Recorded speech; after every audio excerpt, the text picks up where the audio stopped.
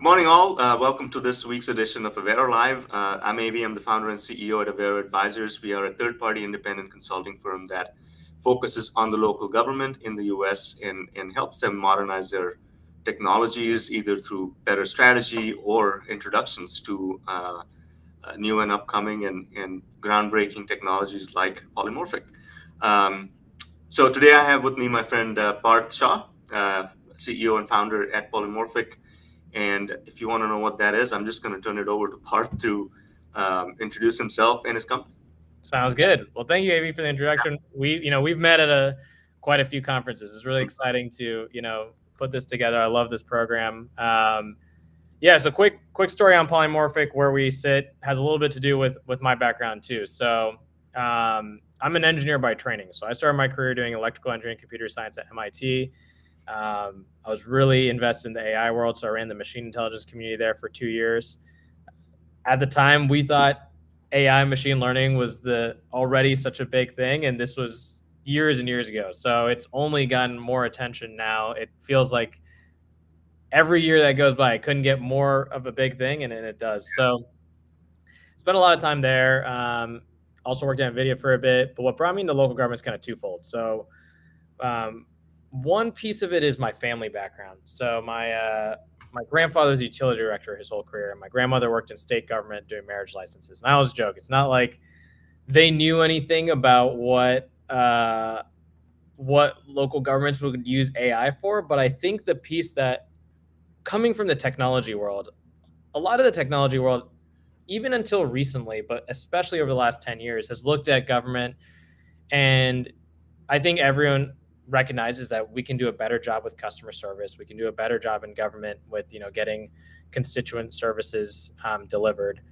But they look at it, and often these private sector companies blame the public servants, right? They say, oh, it's because they don't care or whatever. And I, my family being in public service, I knew that wasn't true, right? I think the truth is you sometimes have these solutions that are great fits in the private sector, and you're trying to fit a square peg into a round hole. The needs are completely different, right? We were just talking about social services before we hopped on here, and that's a very unique department, right? They have very unique needs. So all that to say, then spent some time in a smart city startup, really got to see the challenge around customer service. What we kept seeing was this cities, counties, state agencies handling the same phone calls over and over again. About 50% of the calls, there's the same questions. They're on the website, but the website's so hard to navigate because these governments offer so many different services.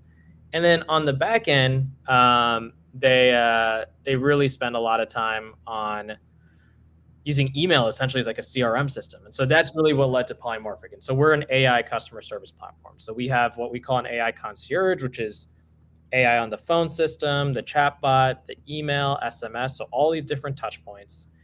It's specifically built for government. So we have some unique algorithms that I think we're the only ones to do, really, is like how we work with municipal codes or county codes, ordinances, policies, and then that feeds into a system on the back end, which is actually helping them deliver that service. So yeah, it's a long way of saying, it's AI customer service, and governments, that's really what we're in, right? We're a customer service organization when we're in the world of government.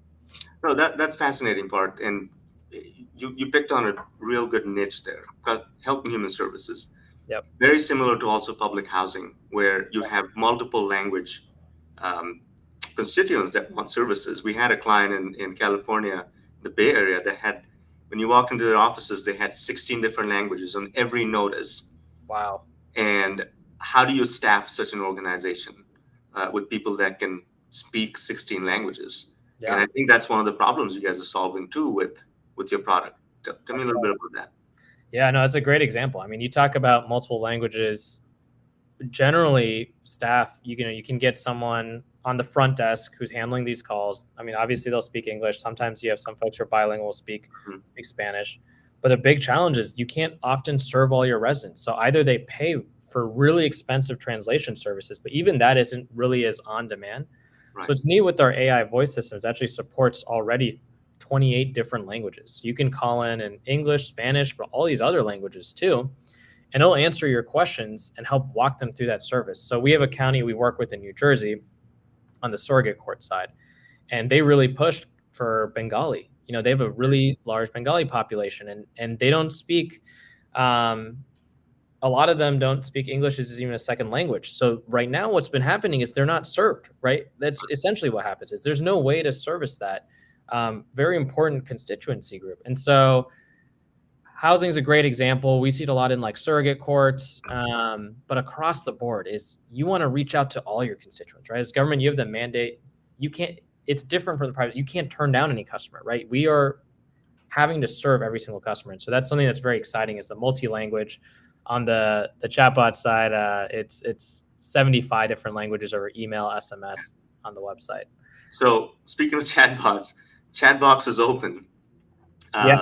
Send your comments, send your questions. We'd love to hear where you're tuning in from, and also questions for Parth, because it is pretty unique, the product. So everyone's talking about AI.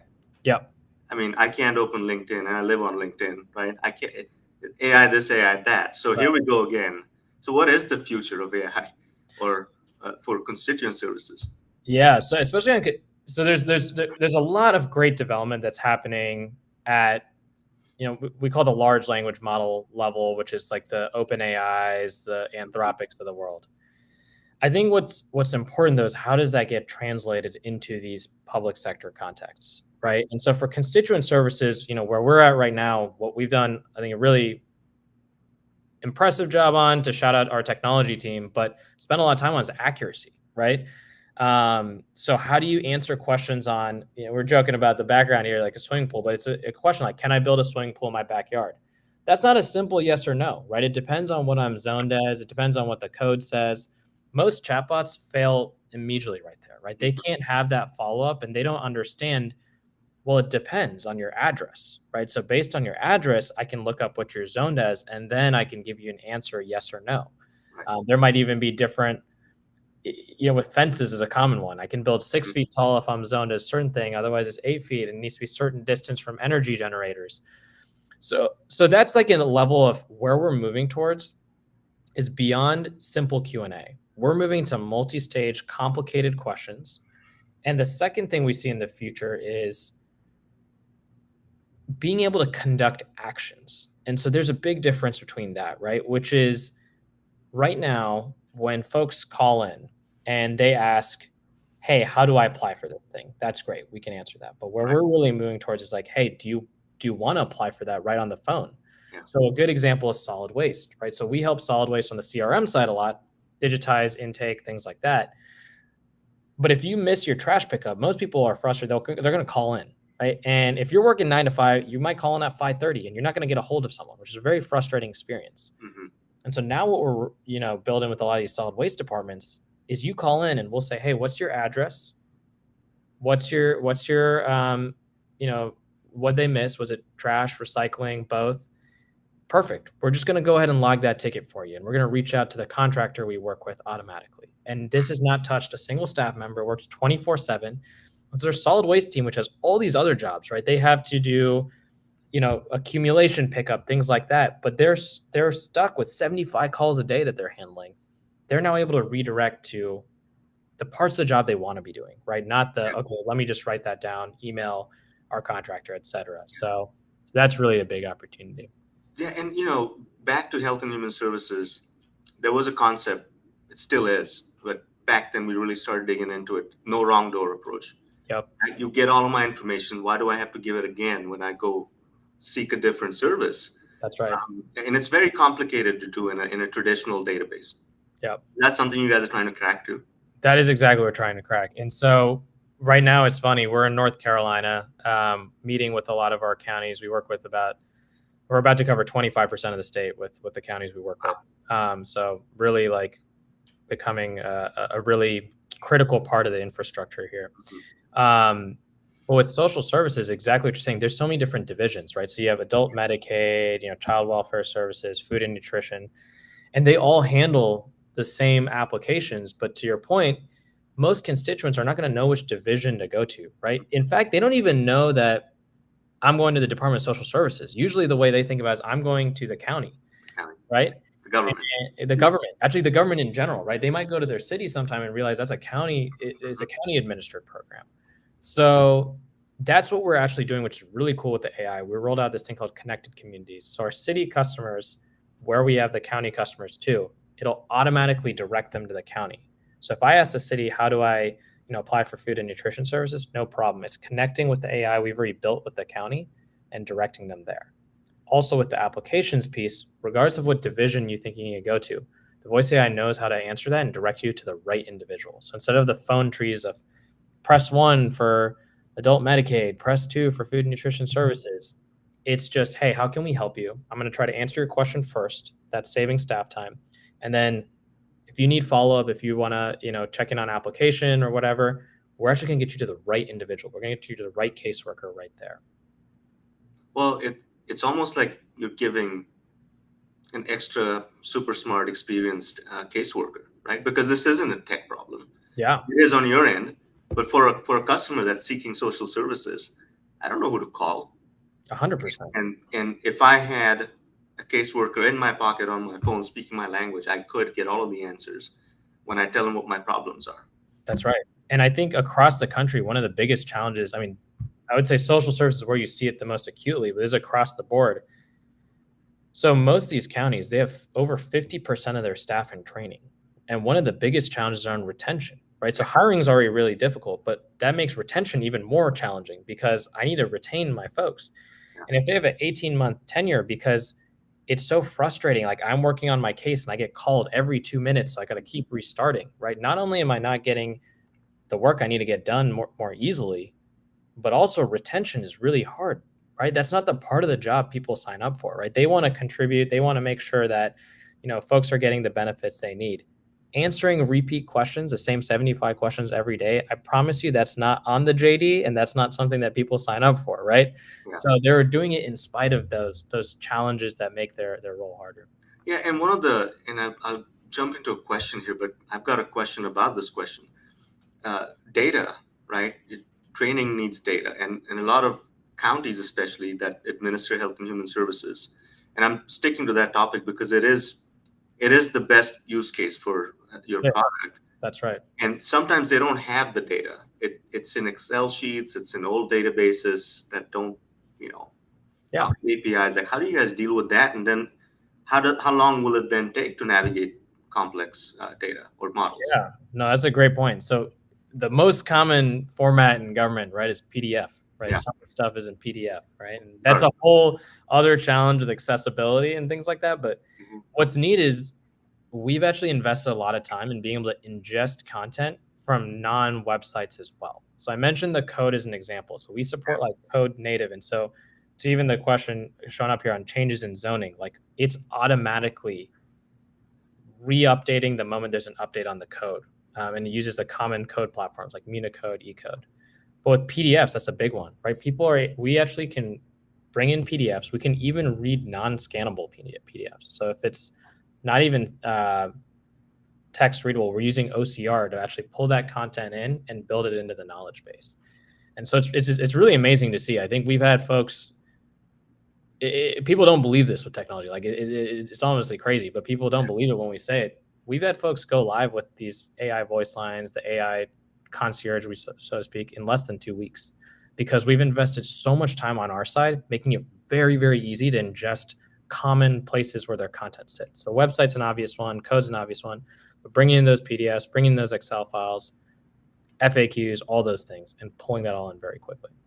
How are you getting past the what seems to be pretty ubiquitous sort of feeling that it's not safe, privacy?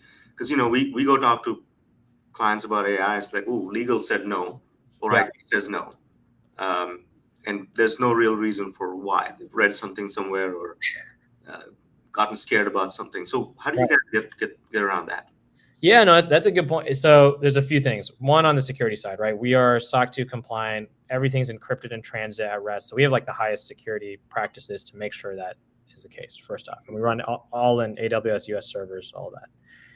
The second piece is with AI specifically, I think the valid big concern that a lot of folks have and what's paused some AI usage is the data being used for training, right? So if you're, we've been using health and human services as an example, like you have sensitive data you're working with. Number one thing is you cannot use that data for training. So what's great on our side is, one, we're partnering with OpenAI and these firms and running at the enterprise. And so we basically have the data can't be used for training as part of the agreement. And so that is really, really valuable, right? Which is now that it's, I think in general in government, this is something that we're hearing more of, and it's a wise thing. Is like, who owns the data? And so we've been able to bring that back to the county, bring that back to the city, while still leveraging the power of AI behind that. Yeah, that's amazing. And so let's see what other questions. What specific, Corey's calling in from South America. In what specific ways can AI help government agencies move more reactive models to proactive while maintaining trust, transparency, and accountability? That is an amazing question. I'm gonna give there's two that come out. So one, the first one that is very specific, and I think you see it in a lot of ways, and people don't realize this. Governments have a very big challenge when it comes to how they staff. Is how do you think about seasonality? So I'll give an example. In Ryan County, North Carolina, they run a energy assistance program. So in the winter, there's an energy assistance program they run. Yeah. It's seasonal though. They don't actually run in the summer. It's only in the winter when you have that need. So let's say I'm building a call center, or I need a front desk operation to handle that. How do I staff for that? Do I staff around the year for max capacity, or do I staff around the year for what the common distribution is? It's a tough budget question, right? If I staff for max, I'm spending a lot more resource. I could be spending millions and millions of dollars more than I should be most of the year.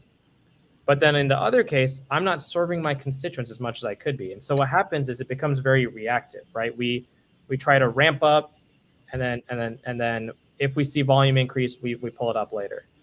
The amazing thing about this voice AI is it can handle 2,000 calls at the same time, and then it can also be doing 2 calls at the same time, right?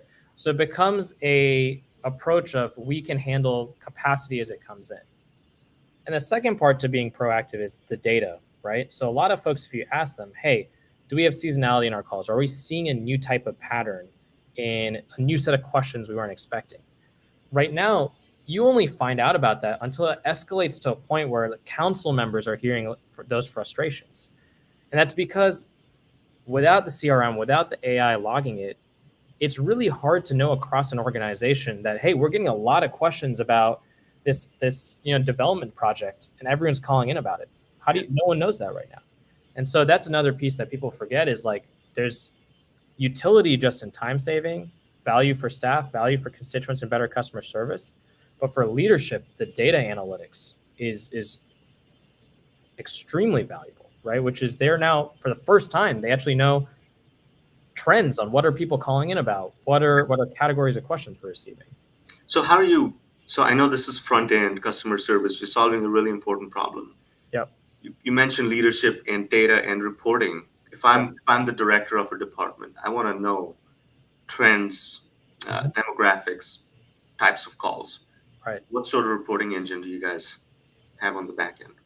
Yeah, so it's pretty great. We use this service. So we have our standard kind of dashboarding and reporting out of the box that we come with. But what's pretty cool is we're able to actually open up SQL level access just to their data. And so they can build custom dashboards on top of that.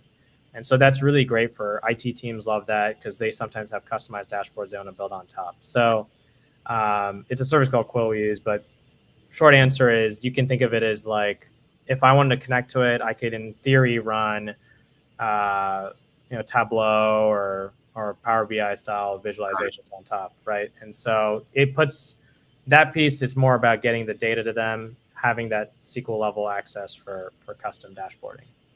Yeah, and Jim brings up a good point here. Analytics and suggestions will take over for dashboards, right? Exactly. For reporting, traditionally you're thinking a PDF report with several lines on it, but really what I want to get to is natural language. I want to talk to Siri and ChatGPT and be like, hey, how many people called in today for cash assistance? Exactly. Yeah, I think Jim's point is great. Like, why do we use dashboards? Is to visualize so we can get an answer to a question or some trend I'm looking at. Eventually, it's just like, I'm going to ask it, like, what is the trend? What is that? And so that's another piece that we're very excited about. Yeah.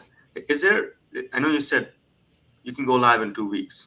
Yep. A lot of vendors say, and software providers are infamous for saying things like that and Yeah. saying 6 months go live on a utility billing system. Right. We know we've got proof points that prove that otherwise, right? Yep. I You're agree. making a tall claim here. Tell me what the minimum requirements are for a client to be onboarded. Like, I know you don't turn clients down, you can't, but Yeah. um, what is it? If I have nothing but typewriters, can we still use Polymorphic? If you have a website, you can probably use it, and if you have a Okay. place where your content is, right? And I'd say most cities, counties, state agencies fall under that. Yeah. And I will say it depends on the product, right? Like our CRM and workflow piece, that's where we're coming in, working with them to help build the more complex pieces. That takes time. Don't get me wrong. That's not a 2-week process. Okay. But with the AI concierge, the chatbot piece, SMS, we basically done a lot of the pre-work to set all that up. We built all those integrations out. And I agree. Like a lot of people say 2 weeks, they've never done it. We've done it. Yeah. I'm saying 2 weeks on the conservative side. We've done a few on the first call. So like we come in prepared with it. It's just taking the work. Our big belief is our government customers are already so busy. We're going to do as much work for them as we can so they have their life is as easy as possible. And so that's part of it. To them, it looks like 2 weeks. For us, obviously, we're doing a lot behind the scenes, but makes it easy for them. Well, and it also goes back to a couple of weeks ago. We had a live stream with someone that said software is going to solve specific problems, so you Yep. don't have to buy a whole thing. Right. You don't have to replace your older thing. And I Yep. think that's where you're going to, where you're solving what's your most pressing problem. We'll solve it today. Right. The next level up will be 2 weeks, and then so on and so forth. It's building it in bite-sized, blocks, right? It's almost like using the right dosage as you move on. So like we'll start with that. And social services we established that's a big project, right? There's so many different elements to it, but for us, what that our big thing is, we want to build trust with our customers, right? We want them to know and that hey, we're different, right? We are really focused on the customer service experience. When we say 2 weeks, we could do 2 weeks, right? So we start off with that bite-sized piece, and then almost inevitably, I was just visiting with a few counties. Now they're saying, hey, we want to bring it to this department, and this department, and this department. So they pick their early adopters or their priority departments, get the success there. That's really quick. And then from there, we start to build what I would say is like a longer term partnership. Hey, like how can we help you with your full AI journey on customer service? Because it's a significant part of 90% of your departments. Yeah. So Hey, I think so. I know we have a hard stop. We'll have to do a part 2, but tell people where they can find you more information and yeah, get in touch. so our website's a great resource. It's Polymorphic, POLIMORPHIC.com. My email is just my first name, Parth, PARTH, at POLIMORPHIC, polymorphic.com. Reach out to me. I love hearing from folks who are adjacent to local government, in state agencies, at counties, who are thinking about AI. Like we really take a very consultative approach, if that makes sense, when it comes to people thinking about it. And so we're happy to be a resource too. And I know Vera's doing amazing stuff there. So really excited for having y'all having me on, and reach out with any questions on AI. We love to just talk AI and government. We nerd out about that. So do we, Parth. Thank you. And if we didn't get to all the questions and comments, but Parth, feel free to go in and answer. They're all on LinkedIn. Yeah. And we will see you next week. This will be on our YouTube channel. Please go subscribe. And it will also turn into a podcast and blogs and all the other wonderful things. Parth, thank you for your time and good luck.